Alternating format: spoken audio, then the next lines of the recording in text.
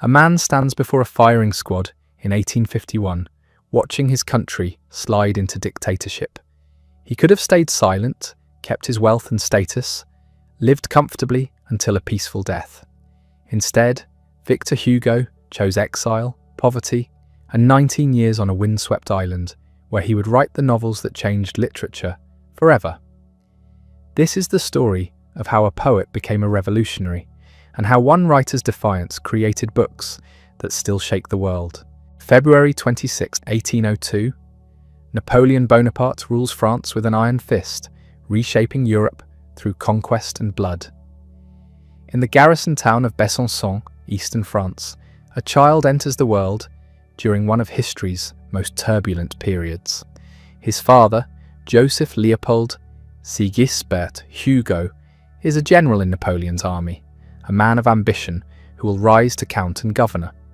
His mother, Sophie Trebuchet, comes from the shipbuilding trade in Nantes, a woman of fierce independence and royalist sympathies who despises everything Napoleon represents. The marriage is a catastrophe waiting to happen. They name the boy Victor Marie Hugo. The middle name honours his godfather, but Victor, meaning conqueror, proves prophetic in ways no one could anticipate. His childhood is chaos. Leopold's military career drags the family across Europe. Spain, Italy, back to France, then Spain again. Victor learns to read in Naples, studies in Madrid, watches executions in the street. By age 10, he's seen more of war's brutality than most men witness in a lifetime. His mother and father are locked in a cold war of their own, Sophie's royalist convictions clashing violently with Leopold's Napoleonic loyalty. The tension splits the household down the middle. Sophie eventually separates from Leopold, taking Victor and his brothers to Paris. She settles in a former convent with an overgrown garden, a wild tangle of nature in the heart of the city. For young Victor, that garden becomes everything. A refuge, a kingdom, the first place he feels something like peace. Years later, he'll recreate it in his writing, that sense of green sanctuary amid stone and suffering. The education begins in earnest. Sophie, determined her sons will become royalists like herself, hires tutors. But Victor's real schooling happens in his head. He devours books, Virgil, Homer, Chateaubriand. He starts writing poetry at 14, with a confidence that borders on arrogance. In his notebook, he scrawls a declaration that will become famous. I want to be Chateaubriand or nothing. Not like Chateaubriand, not inspired by him. To be him or cease to exist. At 15, he enters a poetry competition held by the French Academy. The judges assume the submission is from an established writer. When they discover the author's age, they're stunned. Victor doesn't win first prize, but he gets an honourable mention, and suddenly people are paying attention. This isn't a talented child. This is something else entirely. He writes obsessively. Odes, verse dramas, essays. In 1819, at 17, he and his brother Abel found a literary journal, Le Conservateur littéraire. It lasts just over a year, but Victor contributes 22 articles and over 100 pages of poetry. The sheer volume of output is inhuman. He's building something, constructing himself word by word into the writer he's declared he must become. Then he meets Adèle Foucher. She's been a childhood friend, the daughter of a family friend who lived nearby. But when Victor sees her again, in his late teens, everything changes. She's beautiful, intelligent, and her parents think Victor is a penniless poet with no prospects. They forbid the relationship. Victor responds the only way he knows how. He writes love letters, poems, a novel. He publishes his first book of poetry, Odes et Poésies diverses, in 1822. It's successful enough that King Louis XVIII, recently restored to the throne after Napoleon's fall, grants Victor an annual pension of 1,000 francs. Suddenly he has income, he has status, he's 20 years old. Adèle's parents relent. The wedding happens in October 1822, the same year Victor's mother dies. Sophie never sees her son married. never knows he'll name his first daughter after his wife. The loss cuts deep, but Victor has learned to transmute grief into art. It's a skill he'll need repeatedly. The marriage starts with genuine love. Adele and Victor are happy, sharing a cramped apartment in Paris, living on poetry and passion. She becomes pregnant almost immediately. Their first child, Leopold, is born in July 1823, but dies in infancy. The second, Leopoldine, arrives in 1824 and survives. Then Charles in 1826, François Victor in 1828, and Adele in 1830. 5 children in 8 years, while Victor writes at a pace that seems impossible. Because he's not just writing poetry anymore. He's becoming the leader of a movement that will tear French literature apart. Romanticism is sweeping across Europe, a revolt against the rigid rules of classical art. In England, Byron and Shelley are writing. In Germany, Goethe's Faust is reshaping what literature can be. But France remains locked in classicism, its theatre governed by unities of time and place, its poetry constrained by ancient Greek models. The French Academy guards these rules like sacred law. Victor Hugo decides the law must be broken. In 1827, he publishes a play called Cromwell with a preface that becomes a manifesto. He argues that modern drama should mix comedy and tragedy, the grotesque and the sublime, just as real life does. Shakespeare, not Racine, should be the model. The rules are prisons, and art must be free. The Academy is scandalized. Critics call him a barbarian, but young writers rally to his banner. A circle forms around Hugo, meeting at his apartment to argue, debate, and plan the revolution. They call themselves the Cénacle, a brotherhood of artists determined to destroy the old world and build something new. The battle comes to a head on February 25th, 1830. Hugo's play Hernani premieres at the Comédie Française, the temple of French classical theatre. He's written a romantic drama that violates every rule the establishment holds sacred. The opening night becomes a war. Hugo's supporters pack the theatre. They arrive hours early, dressed flamboyantly, ready to defend the play with shouts and fists if necessary. Théophile Gautier wears a red vest that becomes legendary. When the curtain rises and the first lines break traditional metre, the classicists in the audience begin hissing. Hugo's supporters roar back approval. Every scene becomes a battlefield, applause and jeers crashing against each other like armies. The play runs for 45 performances. Some nights end in near riots, but Hernani survives, and with it, French Romanticism wins its war. Victor Hugo, at 28, has become the most famous writer in France. Fame brings money, which brings a new house. Hugo moves his growing family to Place Royale, now Place des Vosges, one of Paris's most beautiful squares. The apartment is enormous, and Hugo transforms it into a salon where artists, politicians, and intellectuals gather. He's at the centre of French cultural life, writing poetry that sells thousands of copies, plays that fill theatres, novels that captivate the public. But success creates its own problems. The pressure to produce never stops. Publishers want more books, theatres demand more plays, his family needs more money. And Adele, buried under childcare and household management, begins to feel like a stranger in her own life. Their marriage starts to crack.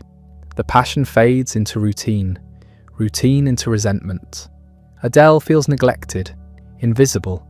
Victor is consumed by his work, his fame, his mission. He loves his wife, but he's married to his writing. In 1831, Hugo publishes Notre Dame de Paris, known in English as The Hunchback of Notre Dame. He's been contracted to deliver a historical novel, and he's months past deadline. The publisher threatens legal action. Hugo locks himself in his study, buys a bottle of ink and a grey knitted shawl that covers everything but his face, and refuses to leave until the book is finished. He completes it in 6 months. The novel is a phenomenon. It tells the story of Quasimodo, the deformed bell ringer of Notre Dame Cathedral, his love for the beautiful Esmeralda, and the corruption of Claude Frollo, the archdeacon consumed by obsession. But underneath the Gothic drama, Hugo has embedded something deeper, a meditation on architecture, history, and the soul of Paris itself. He describes the cathedral in such loving detail that readers fall in love with the building. He argues that Gothic architecture is a form of writing, that before printing presses, humanity wrote its thoughts in stone.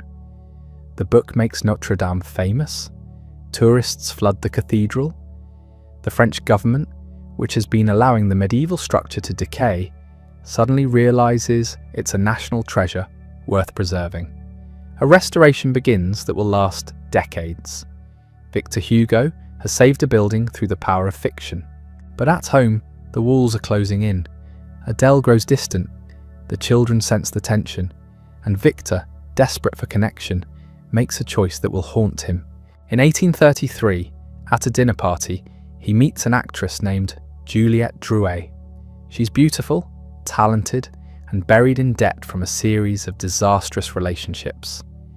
She's also playing a small role in Hugo's new play. They begin an affair that will last 50 years until her death. Hugo doesn't hide it well. Paris knows. Adele knows. But this is the 19th century, and men of Hugo's class are expected to have mistresses.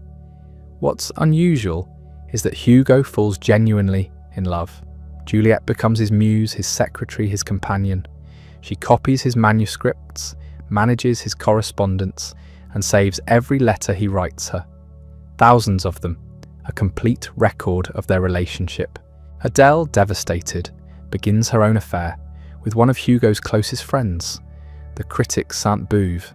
The betrayal cuts Victor deeply, but he has no moral ground to stand on.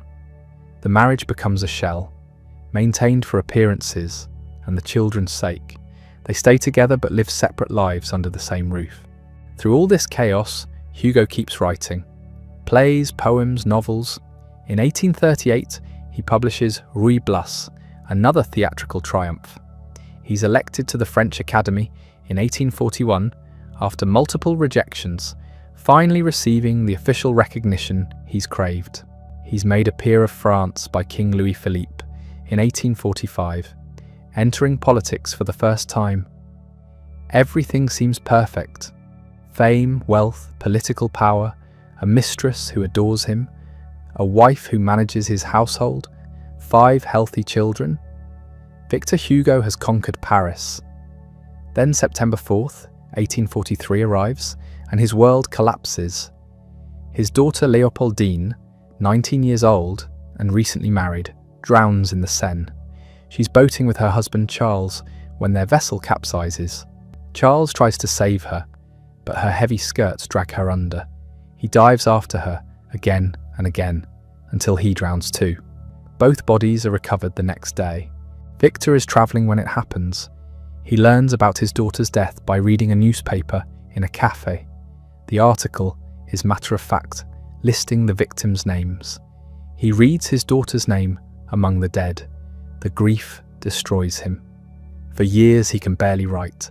The man who produced thousands of pages annually falls silent.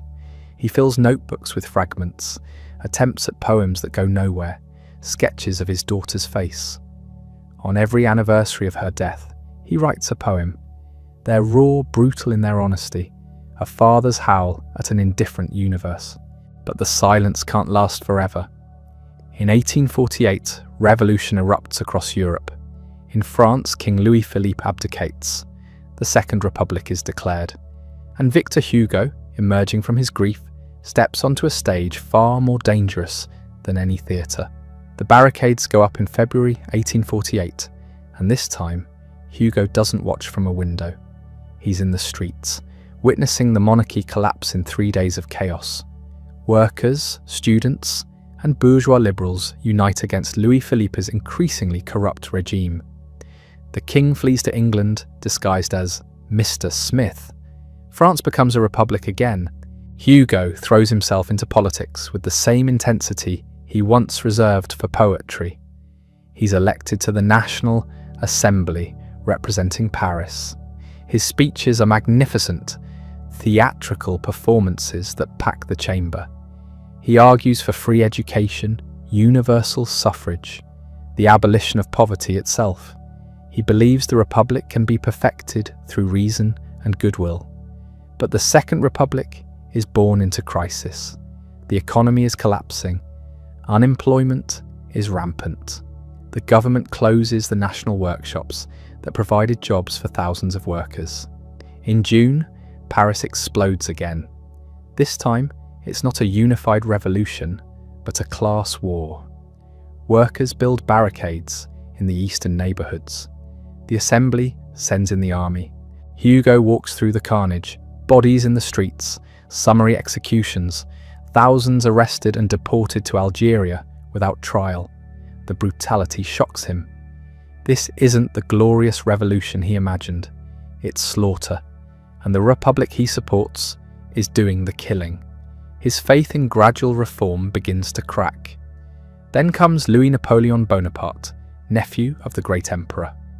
He spent his life trading on his uncle's name, launching pathetic coup attempts and writing pamphlets from exile. Most people consider him a joke. Hugo certainly does. He calls him Napoleon the Little in private conversations, mocking his pretensions. But Louis Napoleon understands something Hugo doesn't. Sentiment matters more than policy.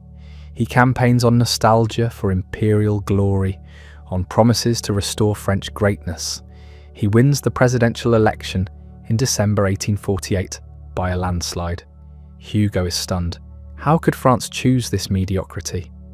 For 3 years, Hugo watches Louis Napoleon consolidate power. The president appoints loyalists, purges opponents, builds support in the army. Hugo speaks against him in the assembly, warning that this man means to make himself dictator. Few listen. Most deputies think Hugo is being theatrical again, seeing drama where there's only politics. December 2nd, 1851, the anniversary of Napoleon Bonaparte's coronation as emperor and his great victory at Austerlitz. Louis Napoleon launches his coup. Troops occupy Paris. The assembly is dissolved. Opposition leaders are arrested in their homes before dawn. Hugo isn't arrested. He's famous enough that taking him might spark resistance. He spends the day racing between meeting points, trying to organise opposition. A handful of Republican deputies gather to draft proclamations declaring Louis Napoleon a traitor. They print leaflets calling for resistance. Hugo himself goes to the barricades that spring up in working-class neighbourhoods. But there's no real uprising. The workers remember June 1848 when the Republic massacred them. Why die for deputies who sent in the army 3 years ago? The barricades are small, poorly defended.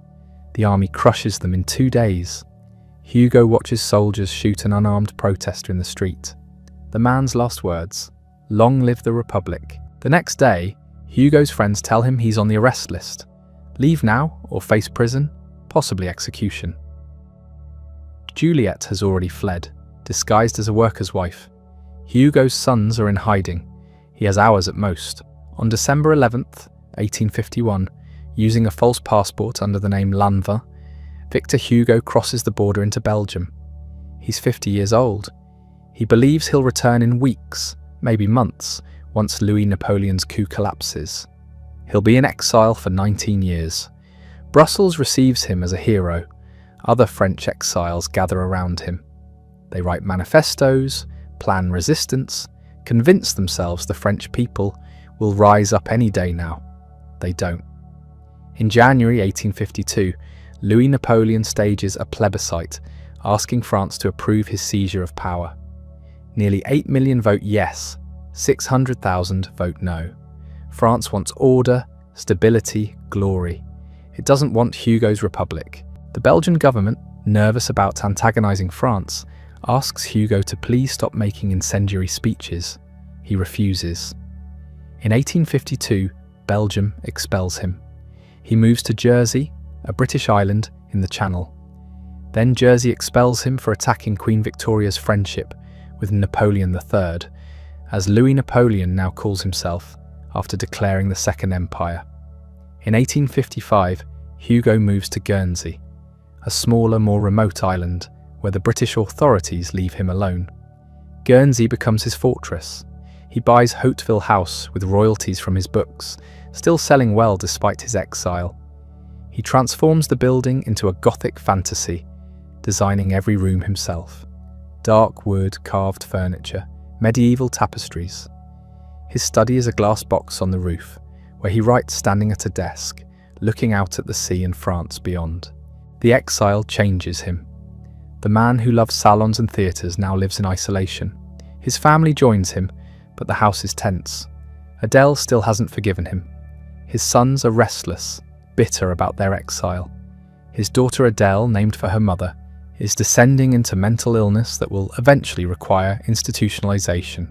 Hugo establishes a routine rigid as clockwork. Wake at dawn, cold bath even in winter, write standing up until lunch, afternoon walk, always the same route, evening with family, reading aloud from whatever he's working on. He invites refugees to dinner every week, feeding dozens of exiles who've washed up on Guernsey with nothing. He becomes obsessed with spiritualism, attending seances where mediums claim to channel the dead. He believes he's spoken with his daughter Leopoldine, with Shakespeare, with Jesus Christ. His notebooks fill with transcripts of these conversations, strange and beautiful, and possibly mad. And he writes, not plays anymore. Those require theatres, audiences, actors. He writes what one man alone can create, poetry and novels. In 1853, he publishes a slim volume called Châtiments, Punishments. It's a sustained assault on Napoleon III, 400 pages of satirical verse calling the emperor a tyrant, a murderer, a clown. The book is banned in France, which only makes it more popular. Copies are smuggled across the border, passed hand to hand, read in secret. Then in 1856, he publishes Les Contemplations, Contemplations. It's his masterpiece in poetry. 2 volumes tracing his entire life through verse. The first volume covers the years before Leopoldine's death. The second, everything after. The poem marking the division is dated September 4th, 1843, the day she drowned. The collection becomes one of the best-selling poetry books in French history. But Hugo isn't satisfied with poetry. He wants to write the novel he's been planning for decades, the massive social epic about crime and redemption and the poor of Paris. He's been taking notes since the 1820s, sketching characters, collecting research about convict prisons and sewers, and street slang. In exile, finally, he has time. He starts writing in 1860. For 2 years he works obsessively, producing pages every morning in his rooftop study. The novel grows to enormous length, 5 volumes, 1,500 pages. He calls it Les Misérables, the Wretched. The story follows Jean Valjean, a man imprisoned for 19 years for stealing bread to feed his sister's starving children. Released on parole, he's rejected by society until a bishop shows him mercy. Valjean reinvents himself, becomes a factory owner and mayor, but his past pursues him in the form of Inspector Java, a policeman who believes the law is absolute and criminals can never change. Woven through Valjean's story is an entire world. Fantine, the factory worker who becomes a prostitute to support her daughter. Cosette, that daughter, rescued by Valjean and raised as his own. Marius, the young revolutionary who falls in love with Cosette. The Thénardier, the criminal couple who exploit everyone they meet. And the June Rebellion of 1832, when students and workers built barricades and died for a republic that wouldn't come for 16 more years. Hugo interrupts the plot constantly for essays. 50 pages on the Battle of Waterloo, 80 pages on the Paris sewers, entire chapters on argot, the secret language of criminals. He explains monastic orders, discusses the nature of revolutions, meditates on the meaning of poverty. Modern readers often skip these sections, impatient to return to the story. But for Hugo, they are the story. He's not just writing a novel. He's writing an encyclopedia of suffering and an argument for redemption. The central question, can people change? Javert says no. The law is fixed. A criminal is always a criminal. Hugo, through Valjean, argues yes, people are shaped by society. Treat them with cruelty and they become cruel. Show them mercy and they can become something else. It's a radical idea in 1862, when prisons are brutal and punishment is considered justice. Hugo sells the publishing rights for an unprecedented sum. The publisher pays 300,000 francs, the largest advance in literary history to that point. The book is released simultaneously in Paris, Brussels, Leipzig, London, Rotterdam, Warsaw, Budapest, Madrid, and Rio de Janeiro. It's a global event. The reviews are savage. Critics call it excessive, melodramatic, preachy. Flaubert, the master of restrained realism, says it's written for the Catholic socialist shithouse. The literary establishment hates its sentimentality, its digressions, its obvious moral lessons. The public doesn't care. Les Miserables becomes an instant bestseller across Europe. Workers buy it in installments they can barely afford. Prisoners beg guards to read it to them. In Italy, dock workers supposedly pool their money to buy a single copy, gathering each evening to hear the next chapter read aloud. The book is banned in Russia, but circulated anyway. Napoleon III, the target of so much of Hugo's exile rhetoric, keeps a copy by his bedside. Why does it connect so powerfully? Because Hugo takes the people society considers worthless and makes them central. The prostitute, the convict, the street urchin, the old revolutionary no one remembers. He shows their suffering in excruciating detail and insists it matters. He argues that a society is judged not by how it treats its best citizens, but its worst. The book makes Hugo wealthy beyond imagination. He's already famous, but Les Miserables transforms him into something else. A moral voice, a conscience in exile, the old man on his island who speaks for the poor. Napoleon III's government tries to ignore him. Occasionally they offer amnesty to exiles, allowing them to return if they swear loyalty to the empire. Hugo always refuses. He'll return to France only when France returns to republican government. Each refusal is public, theatrical, a slap at imperial legitimacy. The years pass slowly on Guernsey. Hugo ages but doesn't soften. His hair goes white. His face becomes the craggy mask we recognise from photographs. He continues his routine, writing, walking, feeding refugees, attending séances. Juliet lives in a house nearby, still his companion after 30 years. Adele, his wife, maintains the household with cold efficiency. They're still married, but haven't shared a bed in decades. In 1868, his wife, Adele, dies in Brussels while visiting relatives. Hugo attends the funeral, but shows little emotion in public. In private, he writes in his journal that he's lost a sister, not a wife. Whatever they once had died long ago. Then 1870 arrives and history finally turns. Napoleon III, trying to maintain prestige, lets himself be provoked into war with Prussia. The French army is crushed. The emperor is captured at Sedan. Paris declares the Third Republic on September 4th, 1870, 37 years to the day after Léopoldine drowned. The very next day, Victor Hugo boards a train in Brussels. He's been in exile for 19 years. He's 68 years old. He's returning to Paris as the Germans march on the city. Thousands gather at the station to meet him. They unhitch the horses from his carriage and pull it themselves through the streets. People hang from windows, shouting his name. He's no longer just a writer. He's a symbol of resistance, of republican faith, of the France that refused to bow. Hugo stands in his carriage, tears streaming down his face, looking at the city he's dreamed about for 2 decades. Paris is starving. The Germans have surrounded the city. 4 months into the siege, Rats sell for premium prices. The zoo animals have been eaten.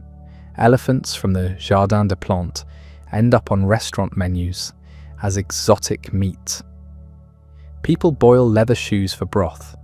Hugo, who returned expecting triumph, finds himself trapped in a city slowly dying.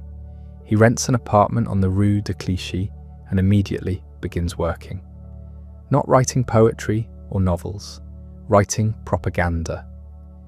The government of national defense needs morale boosted, and Hugo throws himself into the task. He publishes manifestos calling for resistance. He speaks at public meetings, his voice still powerful despite his age. When the government proposes surrender, he argues against it with fury that shocks even his supporters. But he also does something more practical. He opens a soup kitchen. Every day, using his own money, he feeds hundreds of Parisians. The lines stretch around the block. Mothers bring children with distended bellies. Old men who fought in Napoleon's armies shuffle forward with empty bowls. Hugo serves them himself, ladling thin soup, refusing to let servants do what he considers his duty. The city holds out through winter. January 1871 brings capitulation. The Germans march through Paris in a victory parade. Hugo watches from his window, weeping with rage. He's lived long enough to see France defeated twice, once by herself and once by Prussia. The humiliation is total. Then something unexpected happens. The Paris Commune rises. The working people of Paris, furious at the government for surrendering, furious at being besieged and starved while the rich fled to safety, seize control of the city. They establish a revolutionary government. They declare Paris autonomous, socialist, free. The national government, now relocated to Versailles, prepares to crush them. Hugo's position becomes impossible. He supports a republican government. He hates monarchists and reactionaries, but he also fears mob violence and revolutionary excess. The Commune executes hostages, including the Archbishop of Paris. Buildings burn. Barricades go up in the streets exactly like 1848, exactly like 1832. He tries to mediate. He publishes appeals for reconciliation. No one listens. The Versailles government attacks Paris with its army. The Commune fights back. For 1 week in May 1871, Paris becomes a battlefield. Thousands die in street fighting. Government troops execute communards against walls, shooting them in batches. The communards, in their final hours, burn public buildings. The Tuileries Palace goes up in flames. So does the Hôtel de Ville, the city hall. Hugo watches his city tear itself apart and realizes something terrible. Les Misérables didn't prevent this.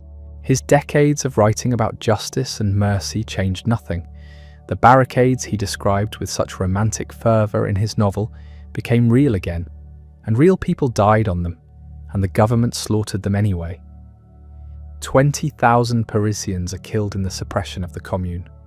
Thousands more are deported to penal colonies. Hugo, despite his reservations about the Commune's methods, speaks out immediately for amnesty. He argues that France cannot heal through revenge. He demands pardons for the communards, return of the exiles, clemency instead of blood. The government ignores him. Worse, the public turns hostile.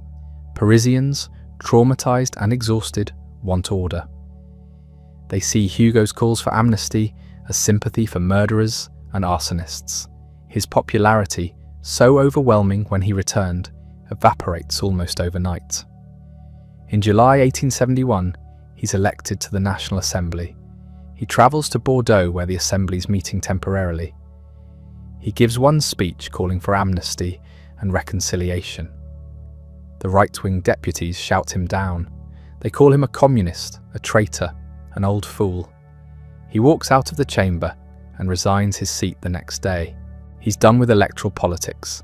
At 69 years old, he's fought for Republican government for half a century and watched it fail repeatedly. Democracy keeps giving way to empire or chaos or both. The people he championed keep either ignoring him or attacking him. He returns to his writing. But now there's another tragedy to bear. His son Charles dies suddenly in March 1871 at age 44. A stroke. Hugo is devastated. Charles was his eldest surviving son, the one who seemed stable and capable. Now only François Victor remains, and François Victor's health is failing. Hugo buries Charles in the Père Lachaise cemetery, the same cemetery where communards were executed against the walls just months earlier. The grief is overwhelming, made worse because his daughter Adele is still alive but insane, locked in an asylum, unable to recognize her own father. His family has been systematically destroyed. He moves to a house on the Rue Pigalle and continues working. The work becomes his only anchor. He publishes a book about the Commune called L'année terrible, the terrible year. It's poetry about the siege, the war, the revolution, the deaths. Critics dismiss it as too political, too angry, too unpolished. Hugo doesn't care. He's writing for himself now, processing grief the only way he knows how.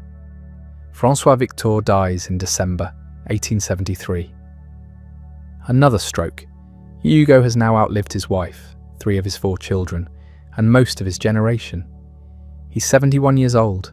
He attends yet another funeral, stands at yet another grave, and goes home to his empty house. He keeps writing. What else can he do? In 1874, he publishes a novel called 93, set during the French Revolution, about the terror and the civil war in the Vendée. It's a meditation on violence and mercy, revolution and humanity. The central question it asks, over and over, is whether political goals justify murder. Hugo's answer, hardened by watching the Commune's suppression, is no, never. No cause is worth killing for, because the moment you kill, you become what you're fighting against. The book sells well, but doesn't achieve the cultural impact of Les Misérables.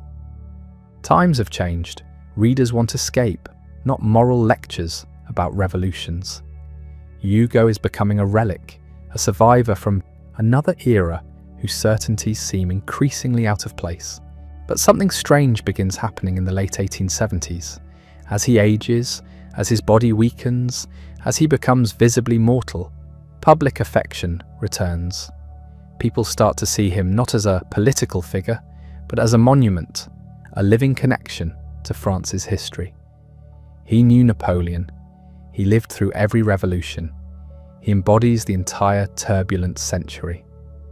On his 79th birthday in 1881, Paris throws him a celebration unlike anything France has ever seen for a living person. 600,000 people march past his house on the Avenue d'Eylau. 600,000. The parade lasts for 6 hours. Workers, students, soldiers, government officials, artists, ordinary families with children. They file past his window while he stands on his balcony, weeping, waving, overwhelmed. The government renames the street. It becomes Avenue Victor Hugo. He's still alive, and they're naming streets after him. He jokes that he'll have to pay rent to himself. He's become what he always wanted to be. The voice of France, the conscience of the Republic, the old man who speaks for the poor and remembers every injustice. But he's also become something he never anticipated, a celebrity in the modern sense, someone famous for being famous, whose actual work matters less than his symbolic presence. He continues his routine, up early, writing until noon, at lunch, a walk, more writing, dinner with whatever guests appear. He still feeds the poor every week.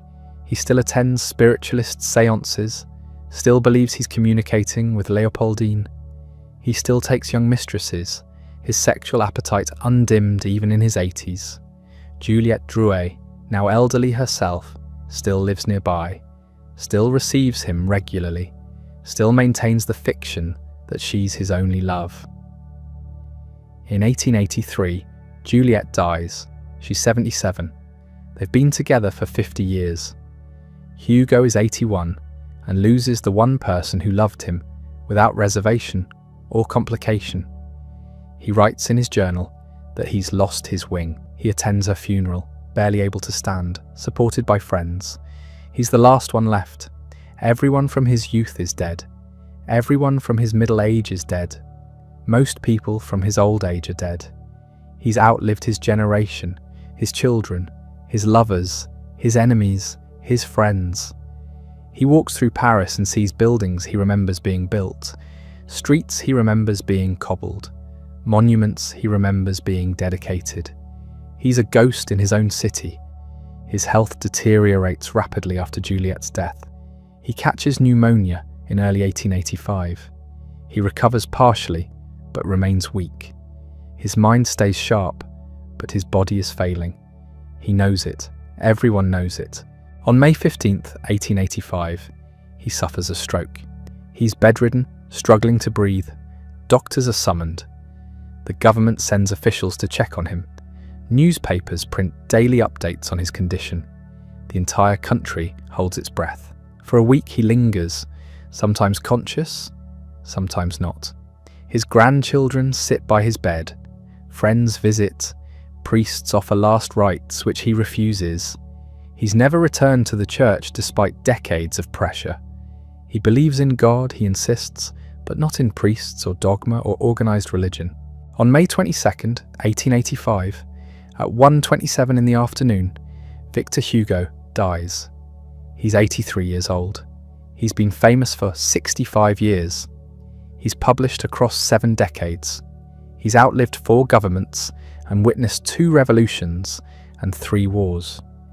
He's written 50 volumes of work, from poetry to novels to plays to political manifestos. The news spreads instantly. Paris shuts down.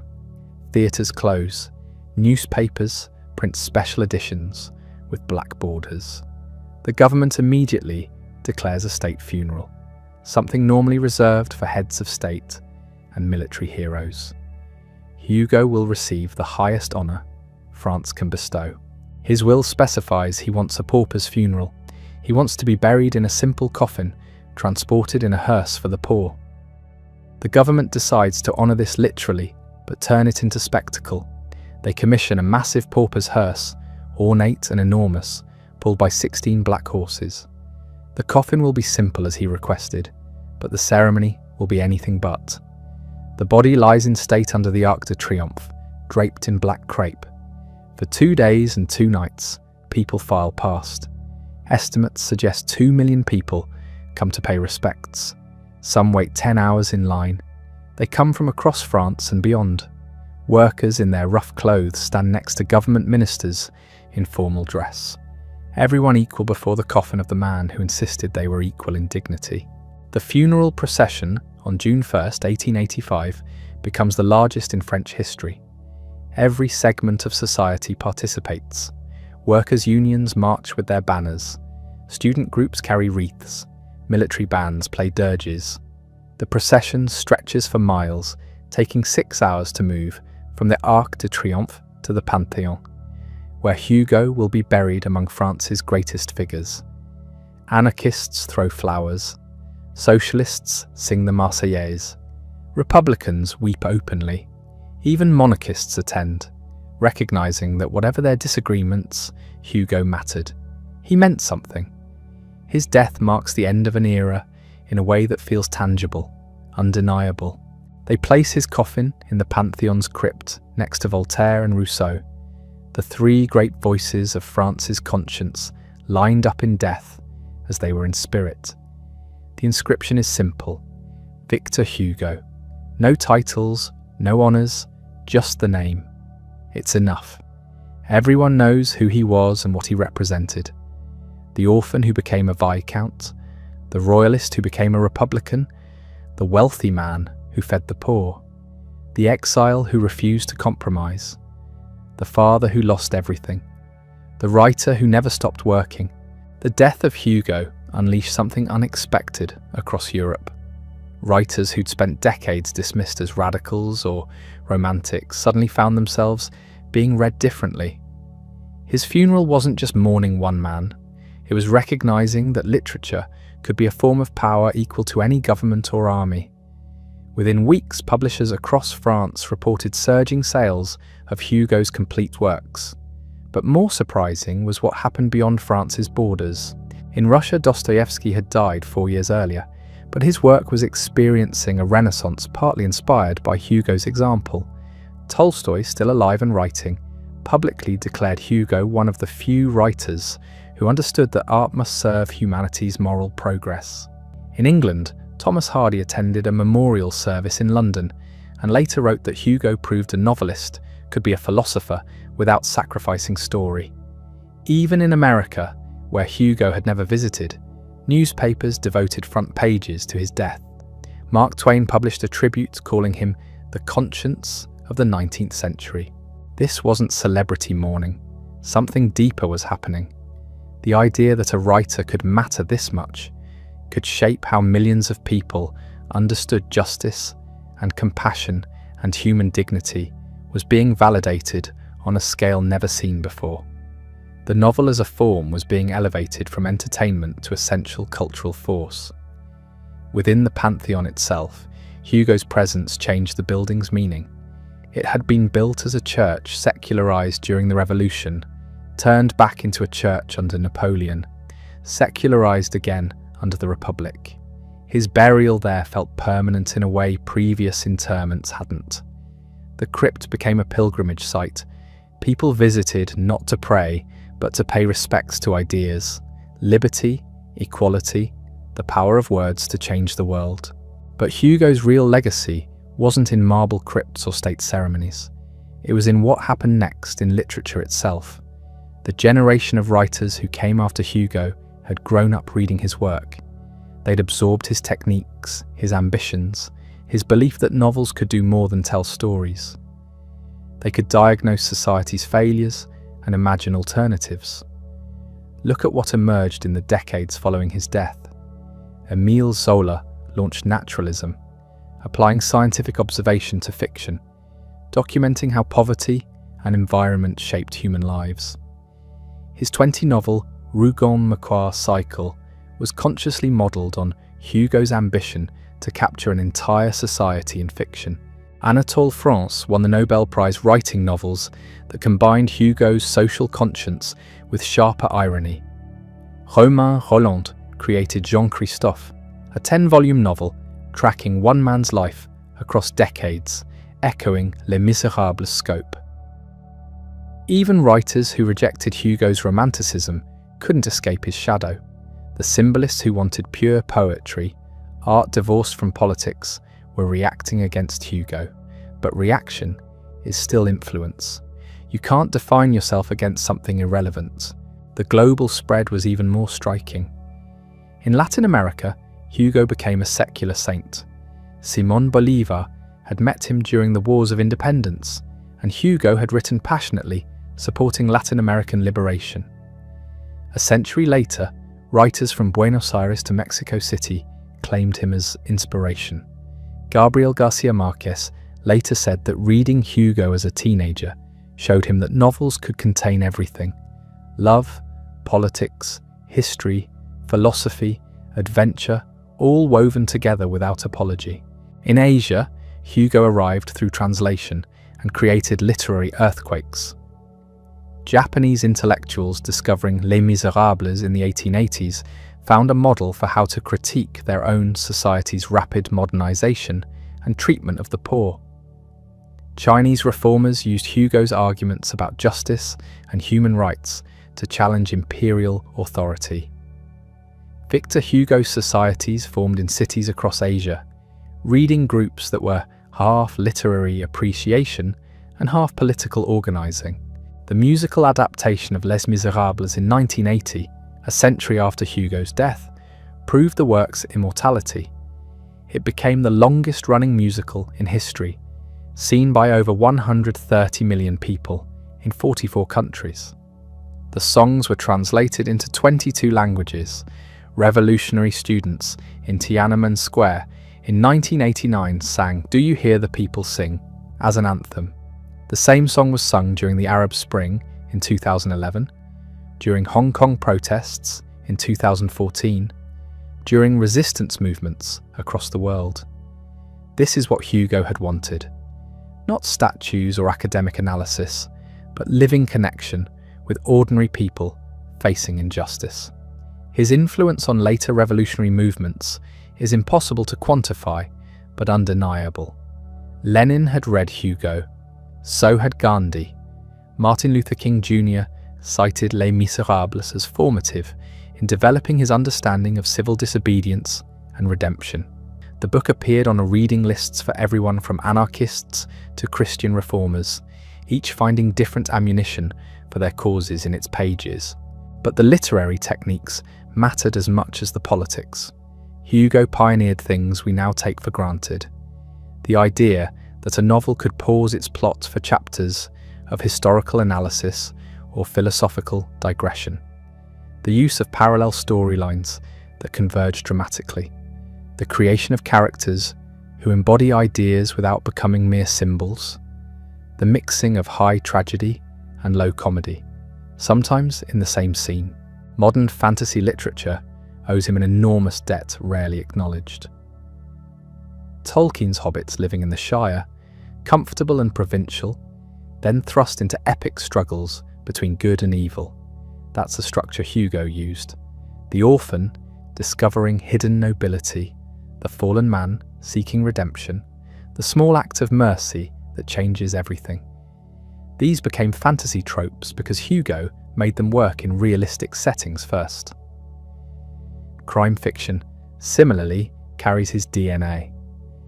The detective who's more interested in understanding criminals than punishing them. The investigation that reveals social injustice. The twist where the pursued becomes sympathetic and the pursuer questionable. All of this runs through Hugo to Javert and Valjean into 1,000 police procedurals and legal thrillers.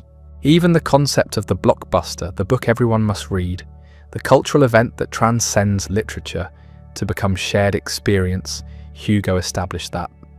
Before Les Miserables, books sold well or poorly. After it, publishers chased the mega hit, the book that would dominate conversation for months. We live in the world Hugo created, where a novel's success is measured not just in copies sold, but in cultural penetration. His failures are instructive too.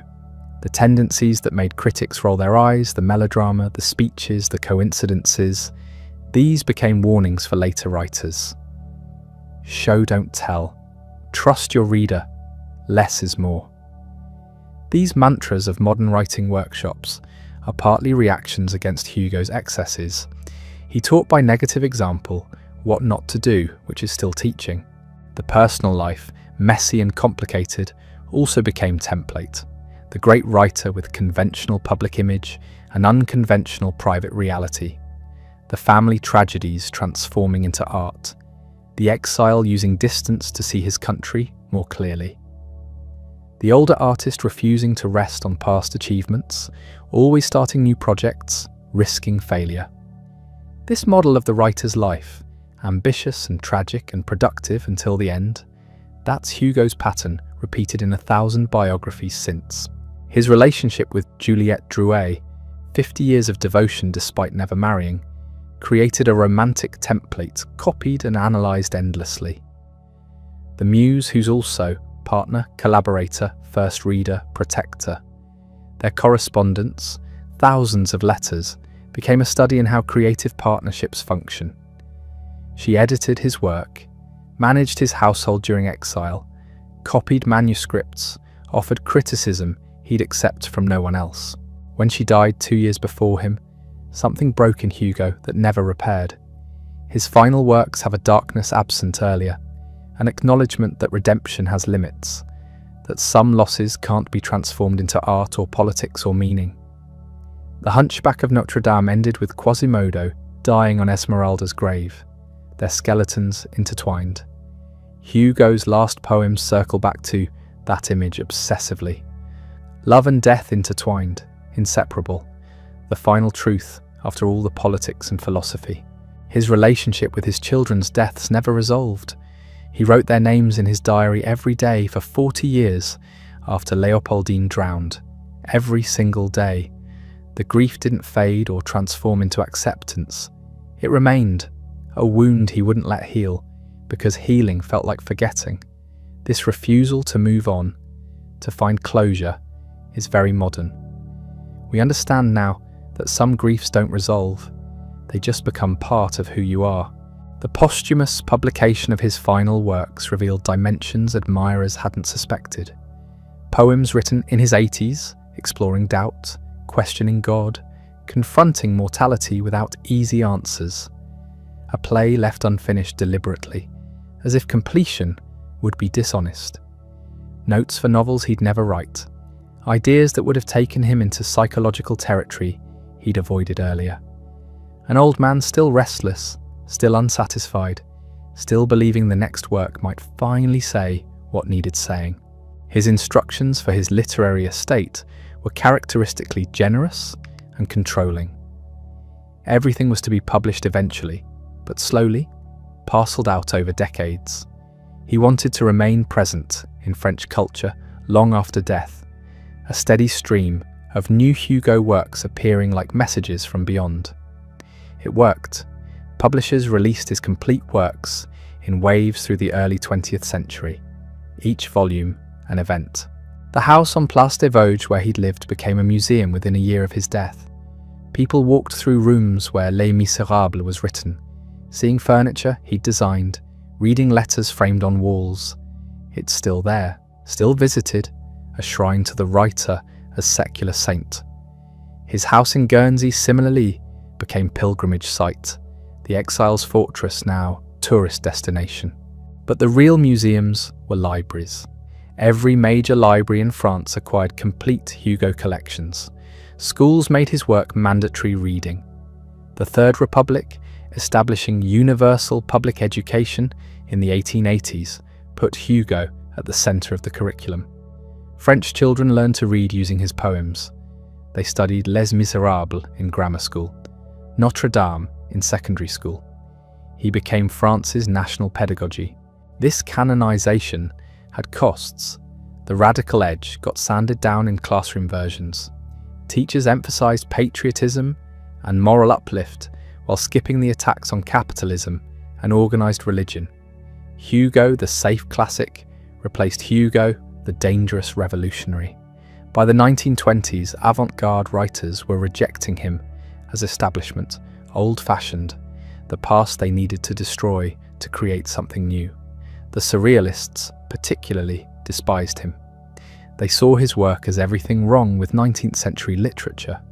Too earnest, too moral, too invested in rational progress and social reform. They wanted dream logic, unconscious eruption, destruction of meaning itself. Hugo represented the enemy. This rejection was temporary. By mid-century, critics were rediscovering his experimental side. The late poems that broke traditional forms, the novels that shattered conventional structure, the plays that mixed genres recklessly. Hugo the revolutionary returned, but now as literary revolutionary, not just political one. Structuralist critics found in his work self-conscious play with language and form. Marxist critics appreciated his class analysis. Feminist critics examined his female characters, finding both progressive and problematic elements. Post-colonial critics studied his writings on empire and race, seeing a figure struggling toward positions his culture hadn't yet developed vocabulary for. Everyone found something to argue about, which meant he remained vital. The bicentennial of his birth in 2002 brought massive celebrations across France. New editions, television specials, academic conferences, public readings. President Chirac gave a speech at the Pantheon calling Hugo France's conscience. The Socialist Party claimed him. So did centrists. Even some conservatives found aspects to praise. He'd become universal enough that everyone could claim a piece. But his truest legacy isn't in France or literature. It's in the idea he spent his life promoting, that individuals matter, that society has obligations to its weakest members, that poverty is a crime committed by the powerful against the powerless, that justice delayed is justice denied, that words and stories can change how people see the world and therefore change the world itself. Every time someone reads Les Miserables and feels anger at injustice, Hugo wins. Every time a writer believes their work can matter beyond entertainment, that's Hugo's legacy. Every time someone argues that art has moral responsibilities, they're fighting a battle he fought. The question haunts every idealist who picks up a pen. Can stories actually change anything? Or are they just beautiful distractions while the real machinery of power grinds on? Hugo believed with religious fervour that they could, but belief and reality don't always align. So what actually happened? When Les Miserables landed in bookstores, when thousands of readers finished that final page, did anything shift? The evidence is strange and scattered. Not one big moment, but hundreds of small ones accumulating across decades. A factory owner in Lyon read the sections on Fantine's exploitation and reformed his hiring practices. He wrote Hugo a letter about it. We have the letter. A priest in Marseille started a program helping ex-convicts find work after reading about Jean Valjean's struggles. Parish records document this. A politician named René Waldeck-Rousseau, who'd later become Prime Minister, cited Hugo's attack on the death penalty when arguing for its abolition in Parliament. The transcript exists. These aren't myths.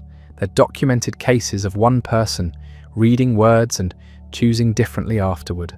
But measuring cultural influence isn't like measuring chemistry. You can't isolate variables. France was already moving towards social reform in the 1860s. Industrialization was creating new labor movements. Scientific socialism was gaining intellectual credibility. Would all that have happened without Hugo? Probably. Would it have happened the same way? That's the real question. What Hugo did was give abstract ideas emotional weight. Poverty wasn't a statistic anymore. It was Fantine selling her hair, her teeth, her body to feed a child she'd never see again. Injustice wasn't a concept for debate. It was Valjean hunted for decades because he stole bread when starving. Redemption wasn't theology. It was a man choosing goodness despite every reason to choose cruelty. He made people feel things they'd only thought about before. That's different. That's dangerous. The novel became a weapon in political fights Hugo never anticipated. Socialists quoted it to argue for revolution. Reformers quoted it to argue against revolution. Anarchists loved the barricade scenes. Liberals loved the redemption arc. Everyone found ammunition, which meant everyone had to engage with the underlying questions. Should society exist to serve individuals, or individuals to serve society? Do circumstances excuse crime? Does punishment reform anyone, or just satisfy revenge? Can people fundamentally change? These weren't new questions, but Hugo forced millions to confront them emotionally rather than abstractly. You can ignore a philosophical treatise, harder to ignore Fantine dying alone. The Catholic Church had complicated feelings. On one hand, Hugo's anti-clericalism was undeniable. Bishop Muriel was saintly, but the Church as institution got savaged throughout. On the other hand, the book was deeply Christian in its ethics. Forgiveness, sacrifice, love, overcoming hate. These were gospel values, whatever Hugo's personal beliefs. Some bishops condemned it, others quietly recommended it. Priests found themselves in the odd position of agreeing with Hugo's values, while disagreeing with his conclusions about their institution. That tension was productive. It forced internal church debates about social responsibility that might not have happened otherwise. The book's influence spread weirdest in places Hugo never visited. Russian revolutionaries read it in translation and saw their own oppression mirrored. Japanese reformers during the Meiji period used it to argue for Western-style legal systems. Indian independence activists found parallels to colonial exploitation. The story was specific to 19th century France, but the patterns were universal enough that people everywhere recognized themselves. This is what happens when you write about fundamentals. Hunger, injustice, love, sacrifice. These aren't culturally specific. The details change, but the core experiences translate. Hugo tapped into something beneath nationality or era, the human response to being crushed by systems too big to fight, and the stubborn insistence that fighting anyway matters. But did the book actually reduce poverty, end capital punishment, reform prisons? The honest answer is no, not directly. France still had slums in 1900, worse than anything in the novel. The death penalty wasn't abolished until 1981. Prisons remained brutal. What changed was consciousness. The number of people who looked at poverty and saw a moral emergency rather than natural order, who looked at criminals and saw failed systems rather than failed souls, who believed society could be different because someone had imagined it different convincingly enough. That's not nothing. Revolutions start in imagination before they start in streets. The musical that premiered in 1980 created a second wave of influence, completely different from the first. Cameron Mackintosh's production turned Hugo's political epic into emotional spectacle. The barricade became backdrop for love stories. The social analysis got compressed into, "Do you hear the people sing?" Revolutionary theory became 3 minutes of soaring melody. Literary purists hated this. They saw dumbing down, commercialization, the reduction of complex ideas to sentiment. They weren't entirely wrong. The musical simplifies ruthlessly. Whole characters disappear. The philosophical digressions that make up half the novel vanish completely. What remains is skeleton plot and big emotions. But something unexpected happened. The musical reached people who'd never read the book and never would. Teenagers who couldn't get through Hugo's prose sat in theatres weeping at Fantine's death. Audiences who found 19th century literature impenetrable connected immediately with the same story set to music. The emotional core that Hugo spent 1,200 pages building. The musical delivered in 3 hours. This created strange cultural moments. During the 2014 Hong Kong protests, demonstrators sang "Do you hear the people sing?" in Cantonese. During the 2013 Turkish protests, crowds sang it in Turkish. During various Occupy movements, it became unofficial anthem. These protesters weren't thinking about July Revolution or June Rebellion. Most probably hadn't read Hugo, but they'd absorbed through the musical the idea that rebellion against injustice is noble. That standing together against overwhelming power matters even if you lose. That some things are worth barricading streets for. Hugo would have been baffled by the music and delighted by the impact. He wanted his work to inspire action. The form was secondary. The novel's influence on other writers is easier to trace. Dostoevsky read Les Miserables while writing Crime and Punishment. The parallels are obvious. Both feature criminals seeking redemption. Both explore whether society or individual bears responsibility for crime. Both use Christian symbolism while questioning Christian institutions. Raskolnikov is Jean Valjean if the redemption arc failed. Tolstoy studied Hugo's technique of mixing historical analysis with personal story. War and Peace does exactly what Les Miserables does, uses individual characters to illuminate vast social forces. The philosophical digressions Tolstoy inserted into his novel about history and free will mirror Hugo's digressions about slang and sewers and revolution.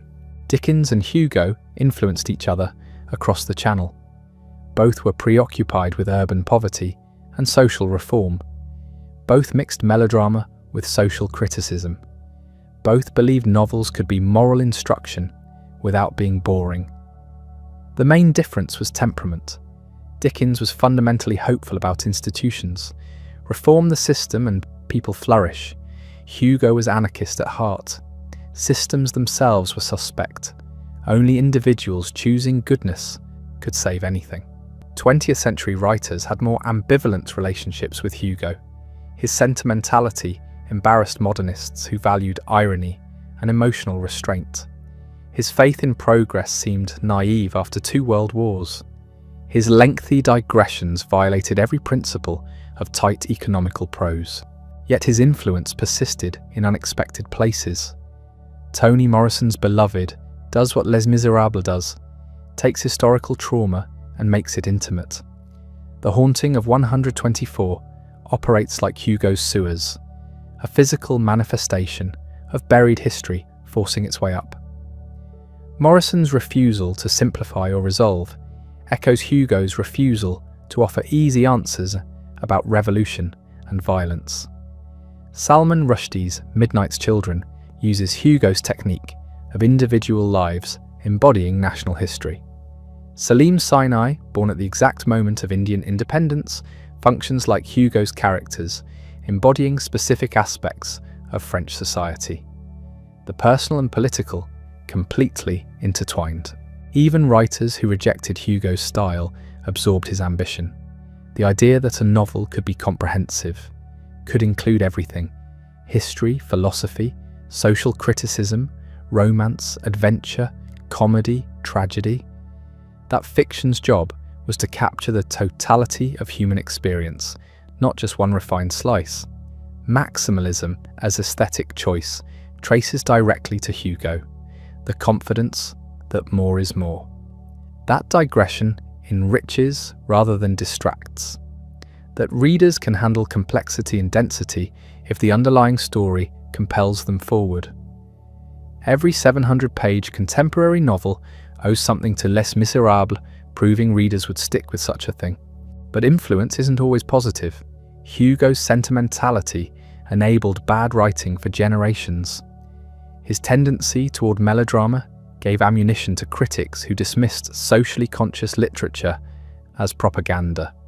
His faith that virtue would triumph if fully depicted led to naive art that collapsed on contact with reality. The question isn't whether Hugo influenced culture.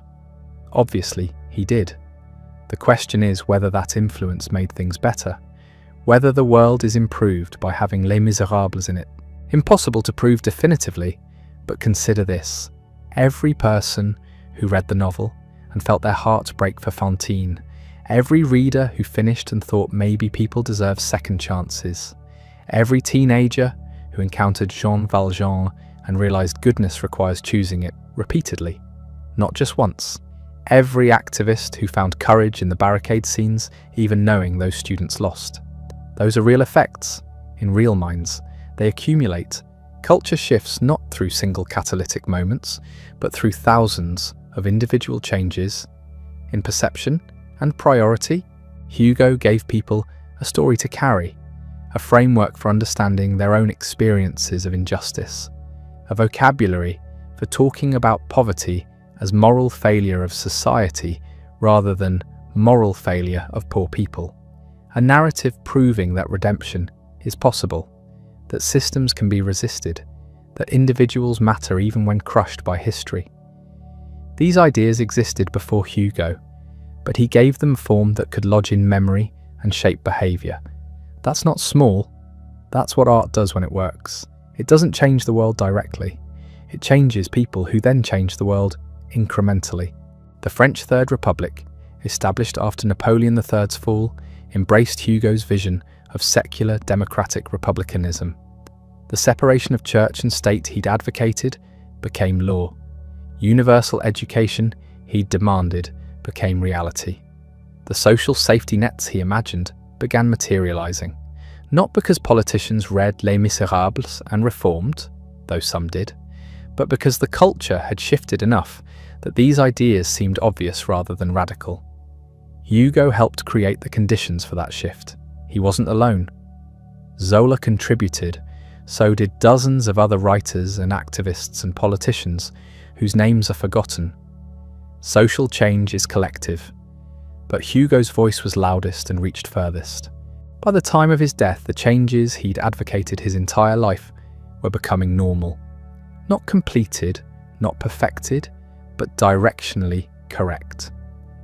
France was stumbling toward becoming the country he'd imagined in his fiction and demanded in his speeches. He didn't live to see most of it. The Third Republic was only 5 years old when he died. The social reforms were just beginning. The full flowering of French republicanism would take decades more. but he saw enough to know the direction was right.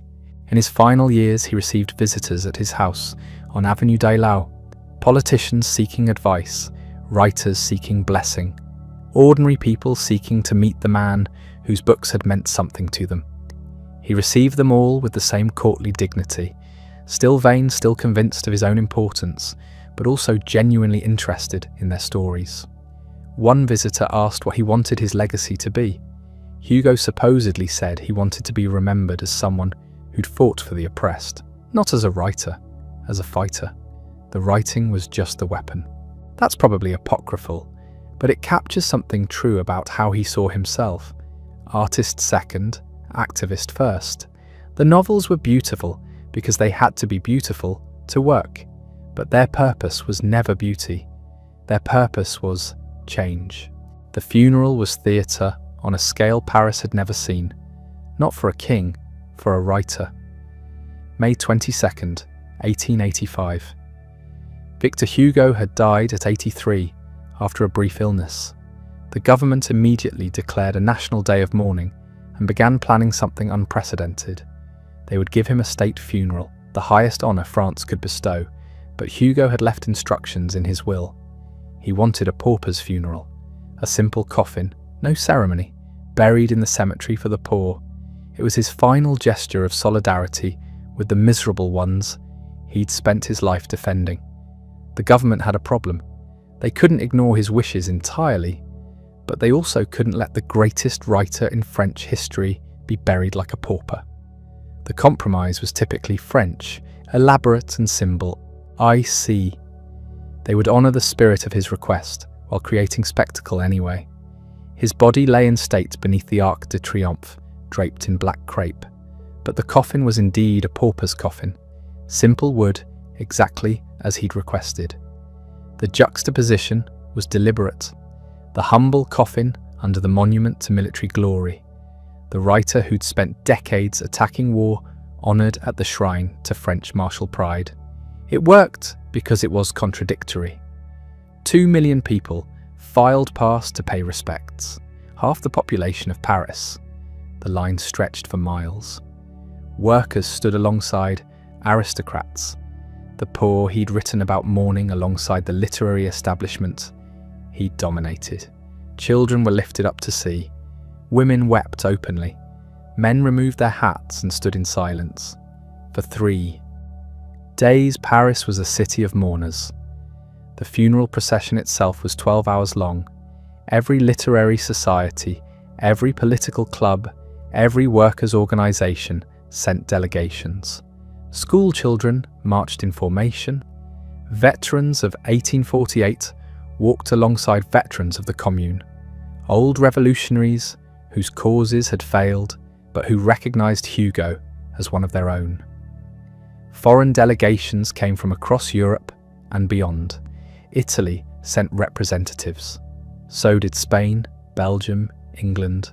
Latin American countries whose independence movements Hugo had supported sent wreaths and tributes.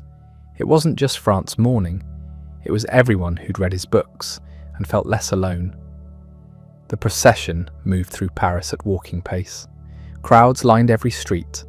Buildings were draped in black. Businesses close. It was less like a funeral than a coronation in reverse, a nation acknowledging that this man had mattered more than most politicians, more than most generals, more than almost anyone. They buried him in the Pantheon, the great domed building in the Latin Quarter, where France entombs its immortals. Originally a church, it had been secularized during the Revolution, turned back into a church, secularized again. Hugo's burial there was deeply symbolic. He'd fought his entire life for secular republicanism. Now he rested in what had been a church, but was now a temple to human rather than divine greatness. His tomb sits alongside Voltaire and Rousseau, the Enlightenment philosophers whose intellectual grandchildren he'd been. Later they'd add Zola and Dumas and others, but in 1885, Hugo joined, the Trinity of French secular saints. The inscription on his tomb is simple: Victor Hugo. No titles, no dates, no description. Just the name. Everyone knew who he was. What does it mean that 2 million people attended a writer's funeral? That governments negotiate how to honor someone who made things up for a living? Literature doesn't usually command that kind of public devotion. Politicians get state funerals. Military heroes get parades. But writers? We put them in the culture section and move on. Hugo's funeral suggests something different, that stories matter, that the person who gives a nation its mythology, who articulates its values, who creates the language through which people understand themselves, that person is as important as anyone who ever held power. Maybe more importante. NT, because power is temporary, but stories last.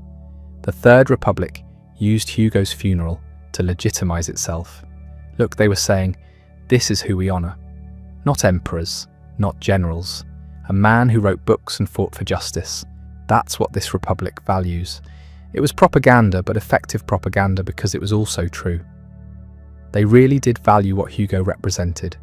The secular education reforms were already underway. The social safety net was expanding. The political principles he'd advocated were becoming law.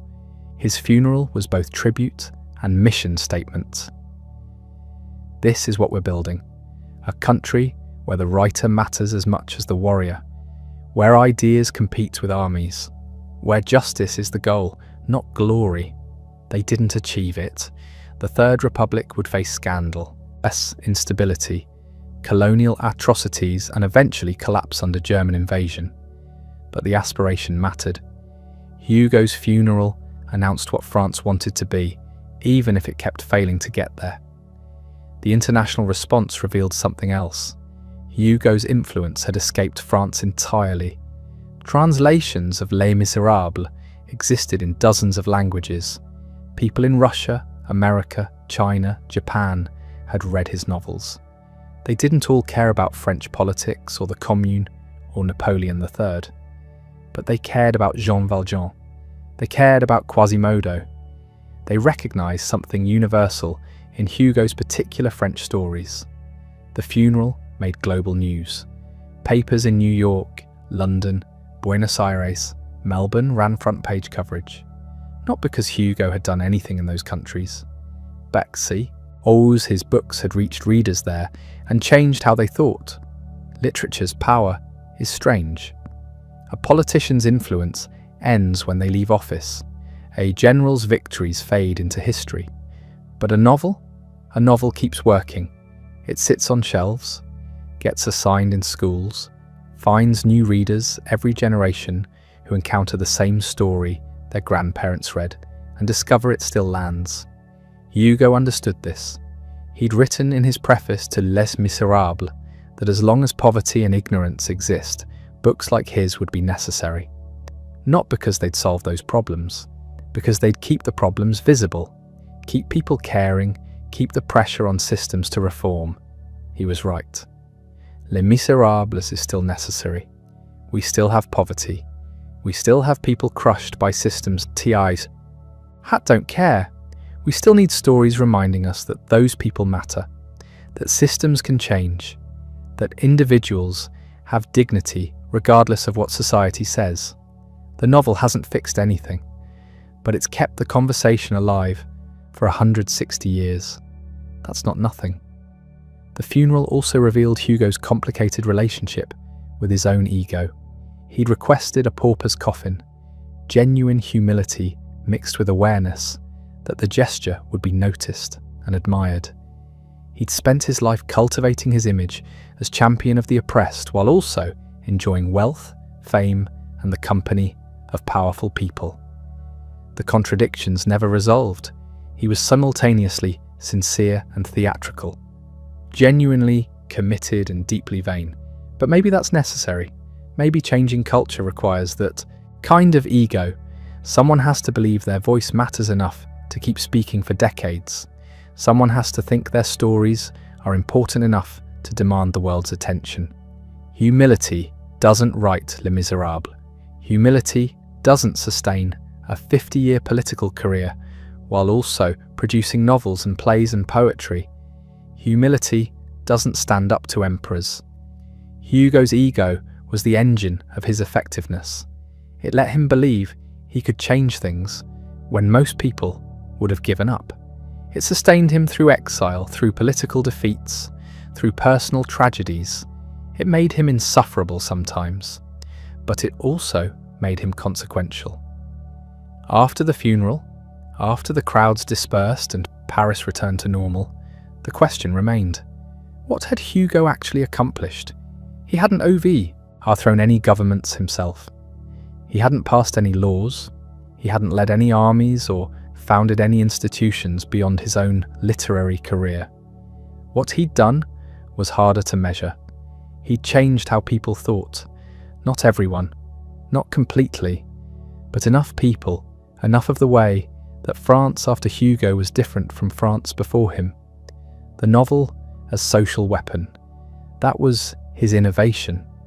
Others had written political fiction before, but nobody had combined the scope, the emotional power, the careful research, the massive readership that Hugo achieved. He proved you could reach millions of people with complex ideas about justice and society by wrapping those ideas in story. The novel became a tool for activism. Zola learned from him. So did Dickens, though they were contemporaries influencing each other. So did Tolstoy, Dostoevsky, and countless others who realized fiction could do more than entertain. It could agitate, it could expose, it could make people care about things they'd ignored. Hugo's funeral marked the end of an era. The romantic movement he'd championed was already fading. Realism and naturalism were taking over. Younger writers considered his style overwrought, his plots melodramatic, his moral certainty outdated. The 20th century would bring modernism, skepticism about grand narratives, suspicion of heroes and villains. Hugo's earnest belief that literature should teach and inspire would seem naive. But the work survived the style. Les Miserables remains the template for socially conscious fiction. Every novel about poverty, every story about redemption, every narrative that insists the oppressed matter and system should change, that's Hugo's inheritance. The style evolved, but the purpose endured. Political fiction, activist literature, engaged art, whatever you call it, Hugo demonstrated it could work, could reach people, could matter. Not by preaching, by storytelling, by making readers care about characters, then revealing those characters' struggles reflect real social problems. It's a trick, but an honest trick. The emotions are real even if the people aren't. The funeral's scale testified to something else: gratitude. People were grateful to Hugo, grateful he'd written their experiences, grateful he'd fought their fights, grateful he'd given them language for their anger and hope for their struggles, grateful he'd insisted hey mattered when society said otherwise. 2 million people don't attend a funeral out of obligation. They come because they feel they owe something. Hugo had given them stories that helped them survive. That's worth mourning. The decades after his death would vindicate much of what he'd fought for. Universal suffrage expanded. Education became free and secular. Social welfare systems developed. Labour rights strengthened. None of this happened because of Hugo alone, but his voice had been part of the chorus demanding change, and his stories had shaped how people understood what justice required. France became more democratic, more secular, more egalitarian, slowly, incompletely, with countless setbacks, but directionally consistent with Hugo's vision. The Third Republic wasn't the ideal society he'd imagined, but it was closer than the empires and monarchies he'd spent his life opposing. By the mid-20th century, Les Miserables had become a classic, required reading in schools, adapted into films, plays, eventually a musical that would become one of the most successful theatrical productions in history. Millions more people encountered Hugo's story through Andrew Lloyd Webber than ever read the novel. The musical simplified, sentimentalized, cut entire plot lines, but it kept the core. Redemption is possible. The poor deserve dignity. Systems that crush people should be resisted. Those ideas in Hugo's voice filtered through multiple adaptations, reached global audiences who'd never heard of the Paris Commune or the July Monarchy. The story had transcended its origins. Hugo would have hated the cuts and loved the attention. His ego would have been satisfied that his work remained relevant. His activist heart would have appreciated that new generations were encountering his arguments for justice. The contradictions would have persisted, but so would the impact. What survives a writer? The books, obviously, but also the changed landscape they created. Hugo didn't just leave novels behind. He left a tradition, a model for how literature can engage with injustice, a demonstration that commercial success and artistic ambition and political commitment aren't mutually exclusive. You can write blockbusters that also matter. You can entertain while also challenging. You can reach mass audiences without condescending. That's the inheritance. Not just Les Miserables, though. That alone would be enough. But the entire career. The proof that a writer can be consequential, can shape culture, can fight power with words and sometimes win. The funeral 2 million people attended wasn't mourning just a man. It was acknowledging that stories have power, that the person who tells them right can change the world as surely as any politician or general. Maybe more slowly, maybe less visibly, but permanently. Hugo's Paris is gone. The Third Republic collapsed. The political battles he fought are finished, but Jean Valjean is still carrying Cosette through the sewers. Javert is still falling from the bridge. Fantine is still dying alone. The barricade is still falling. Those images persist because Hugo made them unforgettable. That's what lasts. That's what lasts. But what exactly does it mean for something to last? When we say Hugo's work endures, we're making a claim about cultural memory that deserves examination, because survival isn't neutral. What we remember reveals what we value, and what we forget exposes what we've moved beyond. Consider which parts of Hugo's massive output actually survived. Les Miserables, obviously, The Hunchback of Notre Dame, though more people know the Disney version than the novel, a handful of poems, some famous quotes. But the rest, the plays that packed theatres in his lifetime, are unperformed. The political essays that caused international scandals are unread. 93, his final novel about the French Revolution, is studied by scholars and ignored by everyone else. Bug Jargal, his early abolitionist novel, is barely remembered despite addressing slavery decades before it became fashionable. This isn't failure, it's how cultural memory works. Each generation decides what it needs from the past. Hugo's 19th century readers needed his entire output, the political commentary and social analysis and historical fiction. They were living through the questions he addressed. We're not. We keep what still speaks to us and let the rest fade. That's not disrespect, it's selection. What we've kept reveals something interesting. We remember Hugo's stories about individuals crushed by systems. Jean Valjean and Quasimodo are immortal because they represent something we still recognize. The person destroyed by social machinery they didn't create and can't control. That resonates across centuries because the basic dynamic hasn't changed. The specific systems are different, but the experience of being ground up by forces larger than yourself remains universal. We've largely forgotten his explicitly political work, the speeches about constitutional monarchy versus republicanism, the essays about specific legislative battles, the poems celebrating or denouncing particular revolutions. This isn't because those things were unimportant. They were crucial in their moment. But the moment passed, the Third Republic came and went. The questions Hugo debated with such passion were answered, and we've moved on to different questions.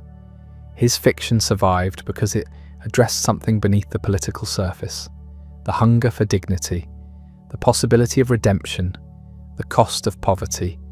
Those don't expire. There's irony here. Hugo desperately wanted to be remembered as a political figure, a statesman who happened to write, someone who changed France through direct action as much as through literature. He succeeded in that during his lifetime. The exile made him a symbol, the return made him a hero, the funeral made him a monument. But what actually endured was the work he sometimes treated as secondary to his political mission.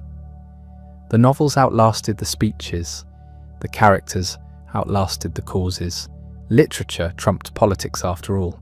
This would have frustrated him, and he would have been wrong to be frustrated, because his literature was political, just not in the way he thought. Les Misérables didn't change specific laws, but it changed how readers thought about poverty, crime, punishment, redemption. That's deeper than legislation. Laws can be repealed, shifted perspectives persist. The novel trained generations of readers to see the poor as Jean Valjean rather than as statistics or threats. That's political work, just slow, just invisible, just permanent. Modern readers encounter Hugo differently than his contemporaries did. We're not waiting years for the next installment. We're not reading him alongside newspaper accounts of political upheaval. We're not debating whether his ideas about prison reform or education are dangerous or necessary. We're just reading stories, good ones. Stories that work on their own terms, even when we don't share Hugo's ideology or care about his historical context. That's the test of lasting literature. Can it survive the death of its immediate relevance? Can it mean something to people who don't know or care about the circumstances that produced it? Hugo passes. You don't need to understand the July monarchy to care about Jean Valjean. You don't need to know anything about 19th century debates on architecture to feel for Quasimodo. The stories work because they're about human experiences that transcend their specific historical packaging. But something gets lost in that translation across time. We read Les Misérables as a redemption story. Hugo wrote it as a social manifesto with a redemption story as the vehicle. We focus on Jean Valjean's personal journey. Hugo wanted us focused on why someone would steal bread in the first place. We cry at the emotional moments. He wanted us angry at the systems creating those moments. The novel works both ways, but we've chosen which reading to prioritize, and it's not the one Hugo intended. Is that betrayal, or is it the inevitable fate of any work that survives its creator? Artists don't control their legacy. They create and release. Then the audience takes over. Hugo can't object to how we read him now. He's been dead for over a century. The work belongs to us. We use it how we need to use it. If that means reading Les Misérables as melodrama instead of manifesto, so be it. The words remain available for both interpretations. Future generations might flip back to the political reading if their circumstances make that relevant again. What's remarkable is how well Hugo anticipated this. Not consciously, perhaps, but in practice, he wrote books designed to reach the widest possible audience. He built in multiple entry points. You could read Les Misérables as adventure or romance or social critique or theological meditation or historical document. He gave you everything, trusting that different readers would find different doors in. That Catholicity of approach is why the work survived. It's flexible enough to mean different things in different eras. Compare him to writers who were more artistically pure.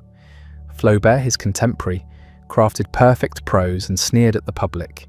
Flaubert is still read, but only by people who care about literary craft. Hugo is read by everyone. The difference isn't talent, it's approach. Flaubert wrote for posterity. Hugo wrote for next week's sales numbers. Paradoxically, the populist impulse produced the more durable legacy. People don't preserve what they admire from a distance. They preserve what they love. Hugo made himself lovable. His influence extends beyond the obvious descendants. Yes, there's a direct line to writers like Steinbeck and Dickens, who combined social consciousness with popular appeal. But Hugo's fingerprints are all over modern culture in less visible ways. Every story about an outcast finding redemption owes something to Jean Valjean. Every narrative about systems crushing individuals echoes Les Misérables. Every moment when popular entertainment tries to say something serious about injustice is walking a path Hugo cleared. The musical is the clearest example of this ongoing influence. When it premiered in 1985, critics hated it. Too sentimental, too melodramatic, too much. The public disagreed. The show became a global phenomenon, running for decades, seen by millions. It's now among the longest-running and highest-grossing productions in theatre history. Why? Because it delivered what Hugo delivered. Big emotions, clear morality, spectacle combined with substance. The suggestion that ordinary suffering matters. That's the Hugo formula, and it still works. There's something almost vindictive about this. Hugo was dismissed by serious critics in his lifetime as too commercial, too crowd-pleasing, too emotional. The same criticisms were levelled at the musical adaptation. Both succeeded anyway. Both proved that popular and meaningful aren't opposites. Both demonstrated that you can give audiences what they want while also giving them what they need. The critics were wrong in 1862 and wrong in 1985 for the same reasons. What doesn't survive is often as revealing as what does. Hugo's worst impulses have been quietly forgotten. The racial stereotypes in Bug Jargal, the occasional lapses into Orientalism, the sometimes patronizing attitude toward the poor he claimed to defend. We don't talk about those much, not because we're whitewashing history, but because they're not what matters about Hugo. They're the period details, the contextual static, the stuff every artist from every era carries that future generations will wince at. This is how cultural memory works. We extract what's valuable and let the rest decay. Hugo understood this better than most. He knew he was writing for future readers he'd never meet. He structured his novels to survive him. The long digressions on Parisian sewers or the Battle of Waterloo weren't just showing off. They were insurance. He was building monuments designed to last. Some parts would crumble, but enough would remain to keep the whole structure standing. The ultimate question isn't whether Hugo matters now. Obviously he does. Les Misérables alone guarantees that. The question is what he'll mean a century from now. What will readers in 2125 make of him? Will they still care about Jean Valjean? Will the barricade still resonate? Or will Hugo finally fade into the category of important but unread, studied by specialists but ignored by the culture? Impossible to predict. Cultural memory is too chaotic. Books that seem immortal vanish. Forgotten writers get rediscovered. Reputations rise and fall based on factors having nothing to do with quality. Hugo's survived this long. That's not a guarantee of anything, just evidence that something in the work connects across time. Whether that connection will persist another century is unknowable. What we can say is this: Hugo gave us a model for how art engages with the world. Not by retreating into aestheticism, not by subordinating itself to propaganda, but by telling human stories that carry larger meanings, by making readers feel and think simultaneously, by refusing to choose between entertainment and significance. That model remains valuable as long as writers are trying to say something meaningful while also reaching actual audiences. Hugo's example matters. He wasn't a saint. His personal life was messy. His politics were sometimes confused. His novels are flawed, sprawling, uneven. He was vain, egotistical, occasionally ridiculous. The funeral with 2 million people was exactly the kind of spectacle he would have wanted, which makes it slightly embarrassing. But none of that diminishes what he accomplished. He wrote books that changed how people thought. He created characters who became permanent residents of the cultural imagination. He proved that popularity and substance can coexist. That's enough. The work remains. Les Misérables is still in print, still adapted, still read, still teaching new generations that redemption is possible, and systems are changeable, and the poor deserve dignity. The Hunchback still stands as a defense of the outcast. The poems still circulate, quoted by people who don't know they're quoting Hugo. The influence is diffused now, so woven into culture that it's invisible. But it's there. That's what survives a writer. Not the fame or the funeral or the monuments, the ideas they planted, the perspectives they shifted, the stories they told well enough to become permanent. Hugo did that. Not perfectly, not without contradictions, but successfully enough that we're still talking about him nearly 150 years after his death. He wanted to be remembered as the man who changed France. He'll be remembered as the man who wrote Les Misérables. That's not the same thing, but it might be better. France has changed many times since Hugo died. The political structures he fought for and against have all collapsed and been replaced.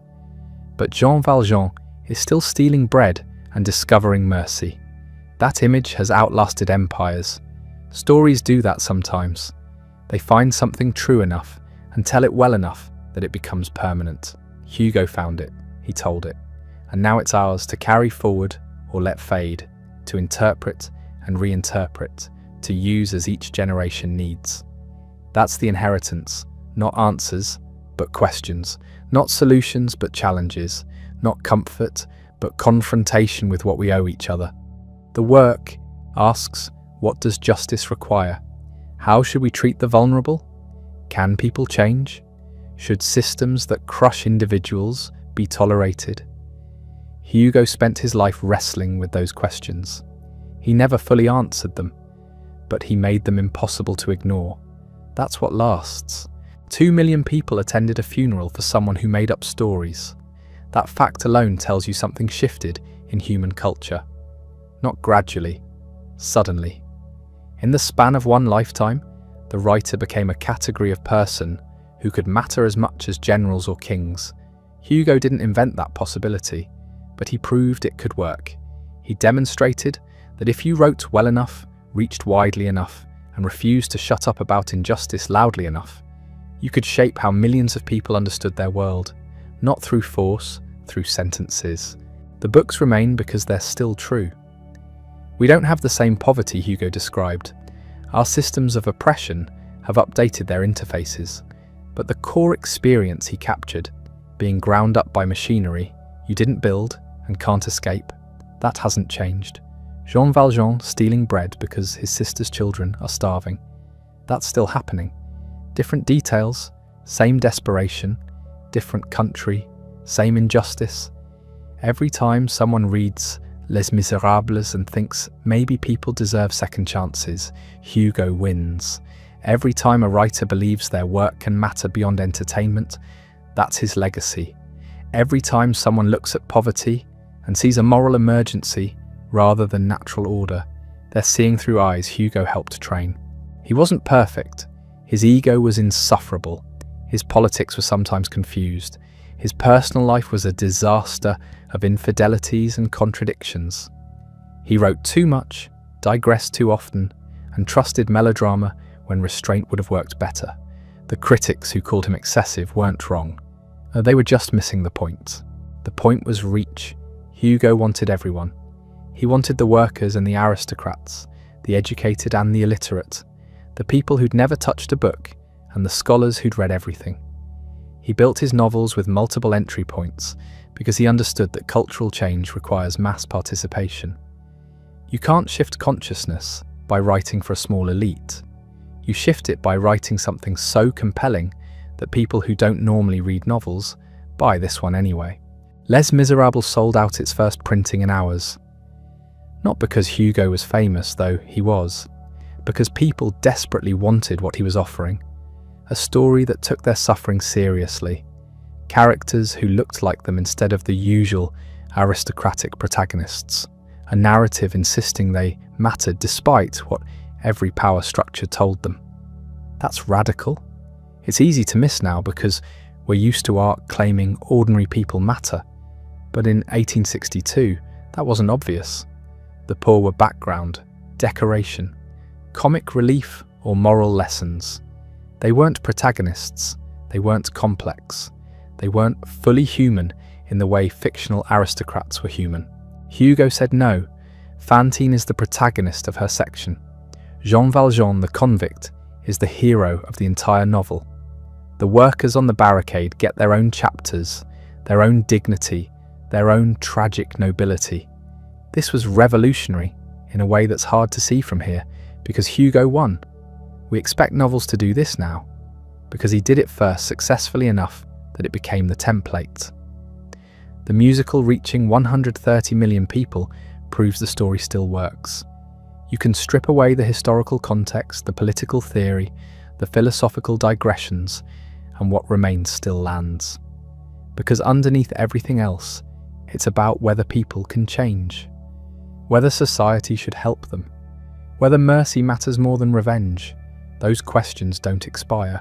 France became more of what Hugo wanted, slowly, with constant backsliding. Through decades of struggle by people who'd never read his books, but were fighting the same fights. He didn't cause the change alone, but his voice was part of the chorus. His stories gave people language for what they already felt. His characters became symbols they could rally around. That's what literature does when it works. It doesn't create movements, it clarifies them. It gives form to inchoate anger and vague hopes. It shows people they're not alone in what they're feeling. It proves someone else saw what they're seeing and thought it mattered enough to spend years writing it down. Hugo spent his whole life doing that. Every novel, every poem, every speech in exile, he kept insisting that the wretched ones mattered, that systems could change, that individuals choosing goodness could shift the world even when everything seemed hopeless. He never stopped saying it, even when nobody wanted to hear it, even when it cost him everything. The exile proved him right. Napoleon III fell. Hugo returned. The Republic was restored. He outlived his enemies and watched his ideas become mainstream. Not completely, not perfectly, but enough to know the direction was correct. What remains is harder to measure. Not laws or governments, those change constantly, but the shifted consciousness, the expanded sense of who deserves dignity, the expectation that art should engage with injustice rather than ignore it. The proof that commercial success and moral seriousness aren't opposites. The model of the writer as public intellectual who matters. Every socially conscious novel written since owes him something. Every writer trying to reach mass audiences while saying something meaningful is walking a path he cleared. Every story about redemption or resistance, or the poor deserving better, is built on foundations he laid. He changed what was possible. Before Hugo, novels were entertainment or instruction. After Hugo, they could be both. Ambitious and accessible, popular and profound, thrilling and thoughtful. You could give readers adventure and romance and also make them question every assumption their society had taught them about who matters and why. That's the inheritance, not the specific politics which are dated, not the style which is too much for modern taste, but the ambition, the refusal to choose between reaching people and challenging them, the insistence that literature should matter beyond the page. Jean Valjean is still carrying Cosette through the sewers. Javert is still falling from the bridge. The barricade is still rising and falling. These images persist because Hugo made them unforgettable, because he found something true about human experience and told it well enough that it became permanent. That's what survives, not the man with his vanity and contradictions, not the political figure whose specific battles are finished, but the stories, the characters, the questions he forced people to ask. Those outlasted empires. They'll probably outlast us too. Stories do that sometimes. When they're true enough and told well enough, they escape their moment. They become property of everyone who needs them. Each generation reads them differently, finds different meanings, uses them for different purposes. That's not failure. That's success. The work flexible enough to serve changing needs is the work that lasts. Hugo gave us that. A massive, flawed, brilliant body of work that keeps generating meaning long after its creator died. Books that still ask uncomfortable questions. Characters who still feel alive. A model for how art engages with the world that remains relevant even when the specific world it engaged with is gone. He wanted to change France. He changed how we think about what literature can do. That's bigger than France. That's permanent. The funeral with 2 million people wasn't mourning a man. It was acknowledging that stories have power, that the person who tells them right can shift human consciousness as surely as any revolution. Maybe more surely, because revolutions fail and stories endure. Hugo's Paris is gone. The systems he fought are replaced. The political battles he waged are settled. But the questions remain. What is justice? What do we owe each other? Can people change? Should the vulnerable be protected or blamed? These don't have final answers. They have to be asked and answered again by every generation.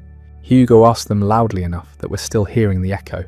That's what lasts, not fame or monuments or state funerals. The questions planted deep enough that they keep sprouting. The stories told well enough that they become permanent residents of human imagination. The insistence that ordinary suffering matters and that those who witness it have an obligation to say so. He said so for 80 years. We're still listening. That's legacy enough for anyone.